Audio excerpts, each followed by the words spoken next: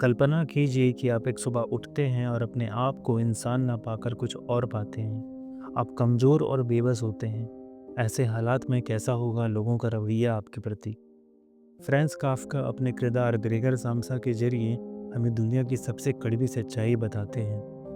Kafka दर्शन की दुनिया के एक बड़े नाम हैं।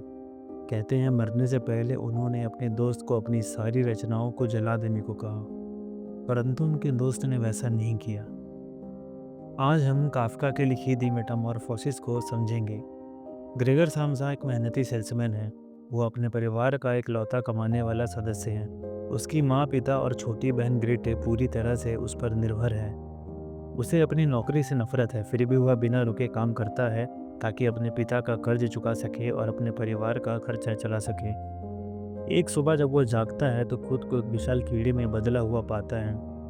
वह बिस्तर पर असहज रूप से पड़ा हुआ होता है और उसकी पीठ एक सख्त कवच से ढकी होती है। उसके 2 से अधिक पैर होते हैं जो कि पतले और कमज़ोर होते हैं। उसकी आवाज़ अब इंसानों जैसी नहीं रही। वह बस अजीब सी सीटी जैसी आवाज़ें निकालता है। इस भयावह सच्चाई के बावजूद ग्रेगर का पहला विचार डर या घबराहट नहीं होता, बल्कि काम के बारे में होता है। उसे चिंता होती है कि अगर वह देर से जाएगा तो उसका बॉस नाराज़ होगा और वह काम पर नहीं गया तो उसका परिवार पैसे की तंगी में आ जाएगा। वह बिस्तर से उठने की कोशिश करता है, लेकिन नए कीट शरीर के कारण सही से हिलना डुलना मुश्किल हो जाता है। इसी बीच उसका परिवार कमरे का दरवाज़ा खटखटाने लगता है। वे उसे बाहर आने के लिए कहते हैं। जब वो ठीक से जवाब नहीं देता तो वे चिंतित हो जाते हैं। उसको ऑफिस मैनेजर भी यह देखने आता है कि कहीं ग्रेगर काम चोरी तो नहीं कर रहा। आखिरकार बहुत संघर्ष के बाद ग्रेगर दरवाज़ा खोलने और बाहर आने में सफल होता है। जैसे ही परिवार के लोग उसे देखते हैं, वह दहशत में आ जाते हैं। उसकी माँ बेहोश हो जाती है, मैनेजर डर के मारे भाग जाता है और उसके पिता, जो पहले से ही उससे नाराज़ थे, गुस्से में भर जाते हैं। वे उसको वापस कमरे में खदेड़ देते हैं और ज़बरदस्ती उसे बंद कर देते हैं। यह पहली बार होता है जब ग्रेगर का परिवार उसे एक समस्या की तरह देखने लगता है। इस समय तक ग्रेगर को उम्मीद होती है कि वक्त के साथ उसका परिवार उसे समझेगा और स्वीकार करेगा, लेकिन वह गलत होता है। शुरुआत में उसकी बहन ग्रेटे उसकी देखभाल करती है। वह उसे खाना लेकर देती है और उसका कमरा साफ करती है, हालांकि वह सीधे उसकी ओर देखने से बचती है। लेकिन धीरे धीरे ग्रेगर की हालात बिगड़ने लगती हैं। उसे अब इंसानों का खाना पसंद नहीं आता और वह सड़े गले टुकड़ों को पसंद करने लगता है। उसकी हरकतें और भी अजीब हो जाती हैं और वह दीवारों पर चढ़ने लगता है। उधर बिना ग्रेगर की कमाई के परिवार का गुजारा करना मुश्किल होने लगता है। उसका बेरोजगार पिता एक बैंक में नौकरी करने लगता है। उसकी माँ कपड़े सिलने लगती है और ग्रेटे एक सेल्स गर्ल की नौकरी पकड़ लेती है।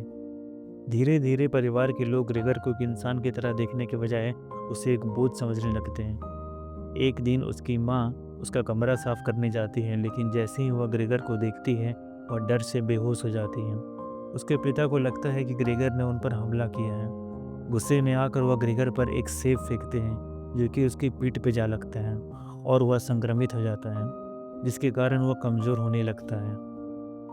एक दिन किराए पर रहने वाले लोग घर देखने आते हैं, जिनके लिए ग्रेटे वायलिन बजाती है। ग्रेगर, जो अब भी अपनी बहन से भावनात्मक रूप से जुड़ा हुआ महसूस करता है, छिपकर उसे सुनने के लिए बाहर आ जाता है। लेकिन जैसे ही किराएदार उसे देखते हैं, वे घृणा से भर जाते हैं और तुरंत मकान छोड़कर चले जाते हैं। यह देखकर ग्रेटे का धैर्य जवाब दे जाता है। वह घोषणा कर देती है कि ग्रेगर अब उसका भाई नहीं रहा और उन्हें किसी भी तरीके से उसे हटा देना चाहिए। ग्रेगर यह सुनकर अपनी आखिरी उम्मीद भी खो देता है। उस रात ग्रेगर चुपचाप अपने कमरे में चला जाता है और वहीं लेट जाता है। फिर उसकी मौत हो जाती है। अगली सुबह सफाईकर्मी उसकी लाश पाती हैं और बिना किसी भावनात्मक प्रतिक्रिया के बस यह खबर सुना देती है, जैसे कि यह कोई मामूली बात हो। और परिवार, क्या वे लोग इसे याद करते हैं? नहीं। वे घर से बाहर निकलते हैं, राहत की सांस लेते हैं और अपने भविष्य की योजनाएं बनाने लगते हैं। वे पहली बार खुली हवा में घूमते हैं और ग्रेटी की शादी के बारे में चर्चा करने लगते हैं। ग्रेगर, जिसने अपनी पूरी जिंदगी इस परिवार के लिए कुर्बान कर दी, एक पल में भुला दिया जाता है। काफ्का की इस कहानी में ग्रेगर का कीड़े में बदलना महज एक मेटाफर है। यानी कि वह सचमुच में किसी कीड़े में नहीं बदला, बल्कि वह बीमार और लाचार पड़ गया था। और वह जब अपने परिवार के किसी काम का नहीं रहा तो उसे मरने के लिए छोड़ दिया गया। बिल्कुल ऐसा ही आए दिन हमें अपने आस-पास भी देखने को मिलता है। परिवार का मुखिया जब तक घर चला रहा होता है, वह तभी तक सबका प्यार व सम्मान पाता है। और जिस दिन बुढ़ापे का असरवश वह काम छोड़ घरवालों पर निर्भर हो जाता है, वह उसी दिन से सबकी आँखों को गड़ने लगता है और फिर ग्रेगर की ही तरह वो अपनी बची हुई ज़िंदगी को भी काटता है।